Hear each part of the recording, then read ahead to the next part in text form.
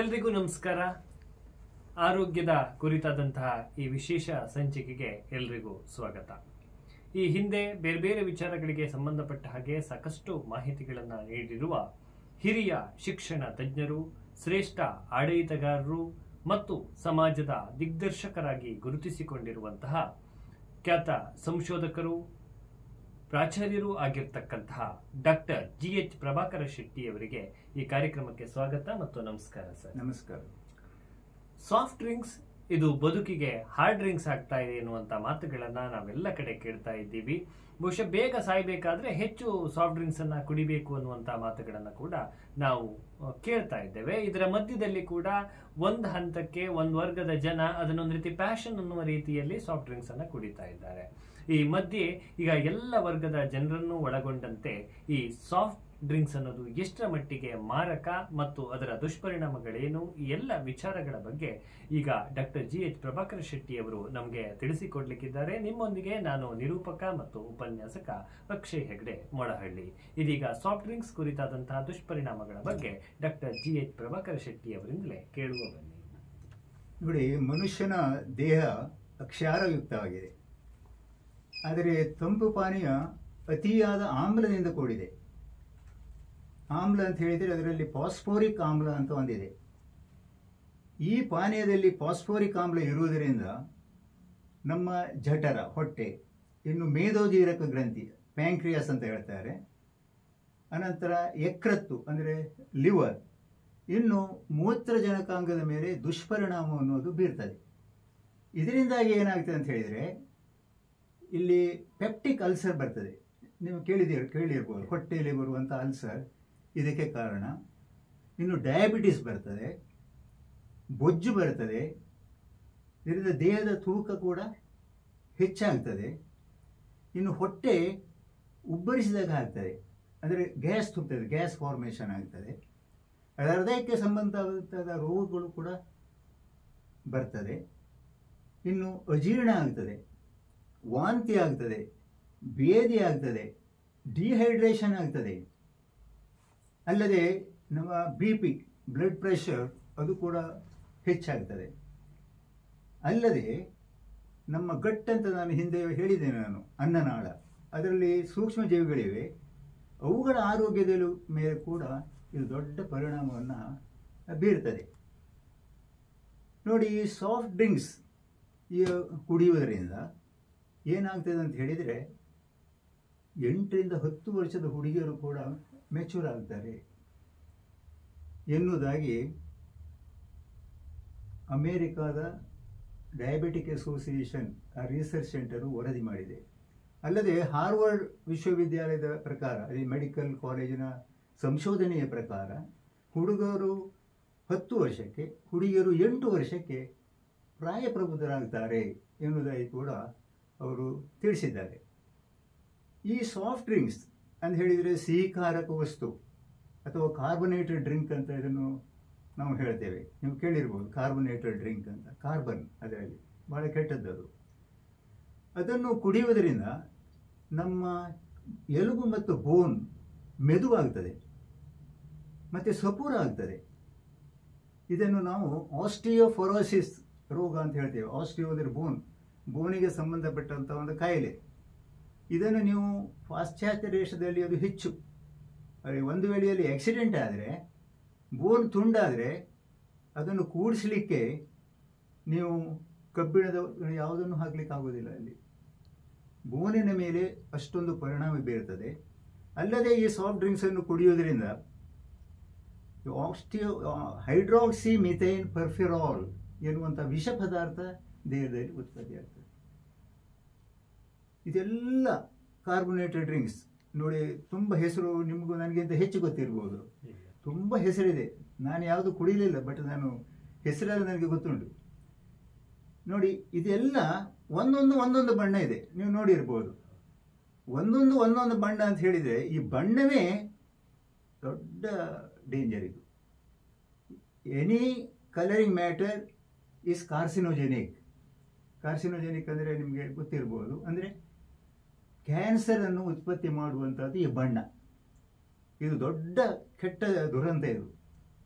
ಅದಕ್ಕೋಸ್ಕರ ಆದರೆ ಮಿಲಿಯಾಂತರ ಡಾಲರ್ಸನ್ನು ಇನ್ವೆಸ್ಟ್ ಮಾಡಿ ಫ್ಯಾಕ್ಟ್ರಿಯನ್ನು ಸ್ಟಾರ್ಟ್ ಮಾಡಿದ ದೊಡ್ಡ ದೊಡ್ಡ ಜನರಿದ್ದಾರಲ್ಲ, ಅವರು ಈ ಸಂಶೋಧಕರನ್ನು ಹಿಡಿತಾರೆ, ಸೈಂಟಿಸ್ಟನ್ನು ಹಿಡಿದು ನೀವೊಂದು ಸ್ಟೇಟ್ಮೆಂಟ್ ಕೊಡಬೇಕು, ಇದು ಹಾನಿಕಾರಕ ಅಲ್ಲ ಅಂತ.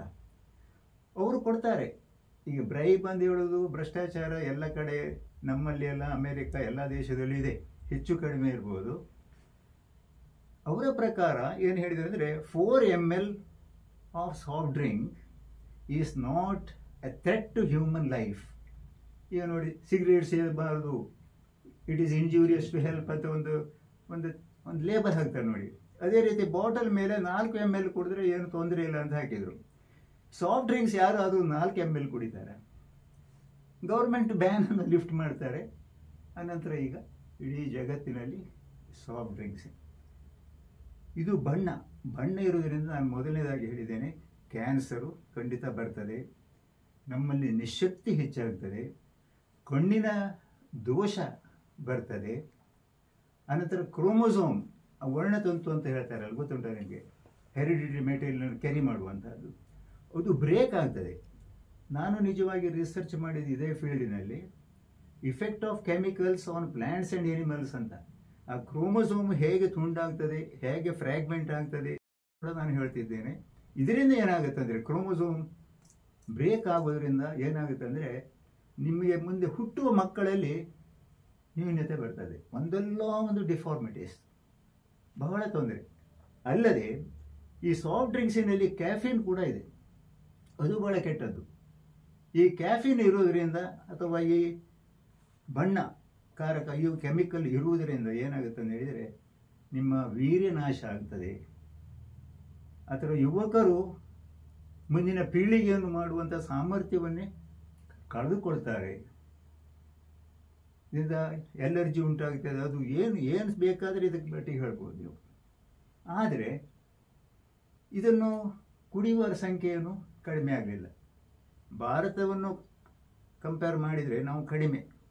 ಈಗ ಅಮೇರಿಕ ಅಥವಾ ಇಂಗ್ಲೆಂಡಿನಲ್ಲಿ ನೀವು ಹೋದರೆ ಸಣ್ಣ ಮಕ್ಕಳಿಂದ ಹಿಡಿದು ಮುದುಕರವರೆಗೆ ಇದನ್ನು ಕುಡಿತಾರೆ, ಸಾಫ್ಟ್ ಡ್ರಿಂಕ್ಸನ್ನು ಕುಡಿತಾರೆ. ಹೀಗೆ ಯಾಕೆ ಕುಡಿತಾರೆ ಅವರು? ಏನದು ಅಟ್ರಾಕ್ಷನ್ ಹಾಗಾದರೆ? ನೋಡಿ, ಅದ್ರ ಕುಡಿದವಾಗ ಏನಾಗುತ್ತೆ ಅಂತ ಹೇಳಿದರೆ, ನಿಮ್ಮ ಮಿದುಳಿನಲ್ಲಿ ಒಂದು ಅಂತರ್ಸ್ರಾವ ಆಗ್ತದೆ, ಒಂದು ದ್ರವ. ಆ ಅಂತರ್ಸ್ರಾವ ಬಿಡುಗಡೆ ಆಗುವಾಗ ನಿಮ್ಮ ಮನಸ್ಸಿಗೆ ಒಂದು ಹಾಯಿ ಅನಿಸ್ತದೆ, ಖುಷಿ ಆಗ್ತದೆ. ಅದಕ್ಕೋಸ್ಕರ ಮಕ್ಕಳು ಪುನಃ ನಾಳೆ ಬಂದು ಪುನಃ ಕುಡಿತಾರೆ. ಆದ್ದರಿಂದ ಏನಾಗಿದೆ, ಈಗ ಮಕ್ಕಳಲ್ಲಿ ಕೂಡ ನೋಡಿ, ನಮ್ಮ ಮಗನಿಗೆ 10 ವರ್ಷ, 15 ವರ್ಷ, 17 ವರ್ಷ ಅವರಿಗೆ ಡಯಾಬಿಟೀಸ್. ಆ್ಯಂಡ್ ಅವರದು ಸ್ಥೂಲ ದೇಹ, ಅದು ದೊಡ್ಡ ಪ್ರಾಬ್ಲಮ್. ಈಗ ಫಾರಿನಲ್ಲಿ ಸಹ ಅದೇ ಪ್ರಾಬ್ಲಮ್ ಅವರಿಗೆ. ಎಲ್ಲ 8-10 ವರ್ಷಕ್ಕೆ ಇಷ್ಟು ದೂರ ಇರ್ತಾರೆ. ಸ್ಥೂಲ ದೇಹ ಇದೇ ಸಾಫ್ಟ್ ಡ್ರಿಂಕ್ಸಿನಿಂದಾಗಿ. ಹೃದಯಕ್ಕೆ ಸಂಬಂಧದಂಥ ರೋಗಗಳು ಇವುಗಳೆಲ್ಲ ಅದಕ್ಕೆ ಬರ್ತದೆ. ಇನ್ನು ಕೆಲವರು ಈ ಸಾಫ್ಟ್ ಡ್ರಿಂಕ್ಸ್ ಒಂದು ಪ್ಯಾಷನ್ ಇದೆ, ಊಟ ಆದಮೇಲೆ ಕುಡಿಲಿಕ್ಕೆ ಉಂಟು. ನೋಡ, ಒಂದು ಬಾಟ್ಲಿ ಸಾಫ್ಟ್ ಡ್ರಿಂಕ್ಸ್, ಇಲ್ಲಿ ಬೀರು ಗೀರು ಎಲ್ಲ ಕುಡಿದ ಹಾಗೆ ಒಂದು ಬಾಟ್ಲಿ ಕುಡಿತಾರೆ. ಇದು ಬಹಳ ಕೆಟ್ಟದ್ದು. ಇನ್ನು ಮತ್ತು ಕೆಟ್ಟದ್ದು ಇದು. ಯಾಕಂತ ಹೇಳಿದರೆ, ನಮ್ಮ ದೇಹದ ಉಷ್ಣತೆ 37 ಡಿಗ್ರಿ ಸೆಂಟಿಗ್ರೇಡ್ ಇರೋದು ದೇಹದ ಉಷ್ಣತೆ. ಇದನ್ನು ಕುಡಿದಾಗ ನೀವು, ಅದು ಆಮ್ಲ, ಅಲ್ಲಿ ಉಷ್ಣತೆ ಕಡಿಮೆ ಆಗ್ತದೆ. ಕಡಿಮೆ ಆದಾಗ ಅಲ್ಲಿ ಎನ್ಸೈಮ್ಸ್ ಅಂತ ಇದೆ, ಜೀರ್ಣಕ್ರಿಯೆಗೆ ಬೇಕಾದ್ದು, ಅವು ಕೆಲಸವೇ ಮಾಡೋದಿಲ್ಲ. ಕೆಲಸ ಮಾಡದೇ ಇರುವಾಗ ನೀವು ಕುಡಿದದ್ದು ಆ ವಿಷ ಪದಾರ್ಥ ಹೋಗಿ ರಕ್ತಕ್ಕೆ ಸೇರಿ ಪ್ರಾಬ್ಲಮ್ ಆಗ್ತದೆ. ಇದು ಎಷ್ಟು ಕೆಟ್ಟದ್ದು ಅಂತ ಹೇಳಿದ್ರೆ, ಸಾಫ್ಟ್ ಡ್ರಿಂಕ್ಸ್ ನಾನು ಹೇಳ್ತೇನೆ ನೋಡಿ. ಕಬ್ಬಿಣಕ್ಕೆ ತುಕ್ಕು ಹಿಡಿದ್ರೆ ಅದನ್ನು ತೆಗಿಲಿಕ್ಕೆ ಯೂಸ್ ಮಾಡ್ತಾ ಇದ್ದಾರೆ ಸಾಫ್ಟ್ ಡ್ರಿಂಕ್ಸನ್ನು. ಶೌಚಾಗ್ರ, ಪಾಯ್ಖಾನೆ, ಇದನ್ನೆಲ್ಲ ಅಲ್ಲಿ ಕ್ಲೀನ್ ಮಾಡಲಿಕ್ಕೂ ಸಹ ಅದನ್ನು ಉಪಯೋಗಿಸ್ತಾರೆ. ನೀವು ಕುಡಿಲಿಕ್ಕಲ್ಲ, ಇದು ನೀವು ಹೊಟ್ಟೆ ಒಳಗೆ ಹಾಕೋದು, ಅದು ಪಾಯ್ಖಾನೆ ಒಳಗೆ ಹಾಕೋದು. ನೋಡಿ, ಕಂಪೇರ್ ಮಾಡಿ ನಿಮ್ಮ ಹೊಟ್ಟೆ ಮತ್ತು ಪಾಯ್ಖಾನೆ. ಅನಂತರ ಎನಿ ಸ್ಟೈನ್, ನೆಲದ ಮೇಲೆ ಯಾವ ಮಣ್ಣ ಕಲೆ ಇದ್ರೂ ಅದನ್ನು ತೆಗಿಲಿಕ್ಕೆ, ಕಿಟಕಿ ಬಾಗಿಲು ಗ್ಲಾಸನ್ನು ಕ್ಲೀನ್ ಮಾಡಲಿಕ್ಕೆ, ಎಲ್ಲ ಕ್ಲೀನಿಂಗ್ ಮೆಟೀರಿಯಲ್ ಆಗಿದೆ. ಇಷ್ಟೆಲ್ಲ ಅಪಾಯಕಾರಿ ಅಂತ ಹೇಳ್ತೀರಿ, ಇದನ್ನು ಕುಡಿಬಾರ್ದು ಅಂತ ಹೇಳ್ತೀವಿ. ಹೌದು, ಈಗ ಹೇಳ್ತೇನೆ ನೋಡಿ. ಇನ್ನು ಅದಕ್ಕಿಂತ ಹೆಚ್ಚಾಗಿ ಈ ಎಲುಬು ಮತ್ತು ಬೋನ್ಸ್ ಎಲ್ಲ ಇದೆಯಲ್ಲ ಪ್ರಾಣಿಗಳದ್ದು, ಅದನ್ನು ಕರಗಿಸ್ಲಿಕ್ಕೆ ಕೂಡ ಇದನ್ನು ಉಪಯೋಗಿಸ್ತಾರೆ. ಹಾಗಿದ್ದ ಮೇಲೆ ಯಾಕೆ ಕುಡಿತಾರೆ ಅಂತ ನನಗೆ ಅರ್ಥ ಆಗೋದಿಲ್ಲ. ಅದರ ಬದಲಿಗೆ ಈಗ ಅದನ್ನ ಬಿಟ್ಟು ಬೇರೆ ಏನನ್ನು ಕುಡಿಬಹುದು? ಅದನ್ನೊಂದು ಈಗ ಅದಷ್ಟು ಅಪಾಯಕಾರಿ ಇದೆಲ್ಲ ಹೇಳಿದ್ರಿ ಸರ್. ಈಗ ಜನರಿಗೆ ಇನ್ನೊಂದು ಕ್ವಶನ್ ಬರುತ್ತೆ, ಏನಂತ ಹೇಳಿದ್ರೆ ಇದನ್ನ ಕುಡಿದೆ ಬೇರೆ ಏನನ್ನು ಕುಡಿಬಹುದು? ಹೌದು ನೋಡಿ, ಹಾಗಾದ್ರೆ ಕುಡಿಯೋಕ್ಕೆ ಬೇರೆ ಇಲ್ವಾ? ಈಗ ನಾನು ಕೇಳುದು ನೋಡಿ, ನೀವು ಮನೆಗೆ ಯಾರಾದರೂ ಗೆಸ್ಟ್ ಬಂದರೆ 2 ಲೀಟರ್ ಇದು 4 ಲೀಟರ್ ಇದು ಸಾಫ್ಟ್ ಡ್ರಿಂಕ್ಸ್ ಬಾಟಲ್ ತಗೊಂಡು ಹೋಗ್ತೀರಿ. ನೀವು ಬೇಕರಿಯಿಂದ ತಿನ್ನಲಿಕ್ಕೆ ಒಂದು ಇಷ್ಟು ತಗೊಂಡು ಹೋಗ್ತೀರಿ, ಗೆಸ್ಟಿಗೆ ಕೊಡು ನೀವು. ಅದರ ಬದಲು ನೀವು ಯಾಕೆ ಒಳ್ಳೆಯ ಮಜ್ಜಿಗೆ ಕೊಡಬಾರ್ದು? ಅದಕ್ಕೆ ನೋಡಿ ಕಾಳುಮೆಣಸು ಹಾಕಿ ಅಥವಾ ಸ್ವಲ್ಪ ಉಪ್ಪು ಹಾಕಿ ಅದನ್ನು ಕೊಡಿ. ಅದು ಬೇಡ ಅಂತ ಹೇಳಿದರೆ ಒಂದು ಶರ್ಬತ್, ಲೆಮನ್ ಜ್ಯೂಸ್ ಶರ್ಬತ್ ಮಾಡಿ, ಅದು ಸಕ್ಕರೆ ಹಾಕೋದಲ್ಲ, ಬೆಲ್ಲ ಹಾಕಿ ಮಾಡಿ. ಅನಂತರ ಎಳ್ನೀರು ತಂದು ಕೊಡಿ. ಬೇಡ, ಕಬ್ಬಿನ ಹಾಲು ಸಿಗ್ತದೆ, ಕಬ್ಬಿನ ರಸ ಭಾಳ ಒಳ್ಳೆಯದು, ಅದು ಆರೋಗ್ಯಕ್ಕೆ ಒಳ್ಳೆಯದು. ಅಲ್ಲ, ಹೆಸರನ್ನು ಕಡಿದು ಅದರ ಬಾಯಿಲ್ ಮಾಡಿ, ಅಥವಾ ಹೆಸರು ನೀರು ಮಾಡಿ, ರಾಗಿಯನ್ನು ಕಡಿದು ನೀರು ಮಾಡಿ, ಎಳ್ಳು ನೀರು ಮಾಡಿ ಕುಡೀರಿ. ಇದೆಲ್ಲ ಇಷ್ಟು ಒಳ್ಳೆಯದಿರುವಾಗ ಅಂಥ ಒಂದು ಸಾಫ್ಟ್ ಡ್ರಿಂಕ್ಸನ್ನು ಕುಡಿದು ಆರೋಗ್ಯವನ್ನು ಯಾಕೆ ಮಾಡ್ಕೊಳ್ಬೇಕು? ಅದರಿಂದ ಎಲ್ಲರಿಗೂ ಹೇಳುವುದಷ್ಟೇ, ಇಷ್ಟೆಲ್ಲ ಉಂಟಲ್ಲ, ನೀವು ಖಂಡಿತವಾಗಿ ಇದು ಮಾಡಬೇಡಿ. ನಾನು ಹೇಳಿದೆ, ಇನ್ನು ಬೇಡ, ಬೆಲ್ಲ ನೀರನ್ನು ಸಹ ಕುಡಿಬೋದು. ಇದಕ್ಕಿಂತ ಹೆಚ್ಚು ನಾನು ಹೇಳಲಿಕ್ಕೆ ಸಾಧ್ಯ ಇಲ್ಲ. ಬಹುಶಃ ನಾವೆಲ್ಲ ಏನ್ ಅನ್ಕೊಂಡಿದ್ದೇವೆ ಅಂತ ಹೇಳಿದ್ರೆ, ಸಾಫ್ಟ್ ಡ್ರಿಂಕ್ಸ್ ಬಿಟ್ಟರೆ ಅದಕ್ಕೆ ಪರ್ಯಾಯ ಇಲ್ವೇನು ಅಂತ ಅನ್ಕೊಂಡಿದ್ದೀವಿ. ಅದು ಒಂದೇ ಅಂತ ಅನ್ಕೊಂಡಿದ್ದೀವಿ. ಅದಲ್ಲ, ಅದ್ರ ಆಚೆಗೆ ಇಷ್ಟೊಂದು ನಮ್ಮ ನಡುವೆ ಆರೋಗ್ಯಕ್ಕೆ ಪೂರಕವಾದಂತಹ ಪಾನೀಯಗಳಿದೆ ಅನ್ನೋದನ್ನೇ ನಾವು ಮರೆತು ಬಿಟ್ಟಿದ್ದೀವಿ.